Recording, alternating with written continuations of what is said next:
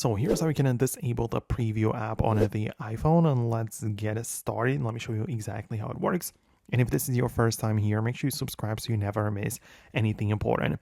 Well, of course, if you don't want to open documents through it, like when you go to the Files app and open up a PDF, if you don't want the preview app to be used instantly, what you're going to do is hold it down on it and click on the quick look, and this will instead just use the Files app UI, and it's not going to move you over to the preview. So that is one way how you can do this right away. But also you can go ahead and hold it down on the preview app on the home screen and literally remove it from the device, and that way it will no longer be used. Like, the app has appeared after updating to the latest iOS, but you can always just remove it if you don't want to use it anymore in the future. But then still, there is gonna be some app which will be used to open the files, like for example the PDFs in the file app. Like, you can always just hold down on it, click on open with, and choose a different app, because you can see the preview app is the default one for me, but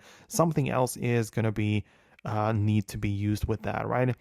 But if you want to, you can always just hold it down on it and click on the open with and choose it to be the preview with quick look at the bottom, which means that every time you basically open up the thing, it will only use the quick look, so it's not going to move you anywhere, and it will stay within the quick look, right? So that's another, like, I would say like a third way or second, but that's basically the thing that you wanted to do. Let me know if you managed to do what you needed.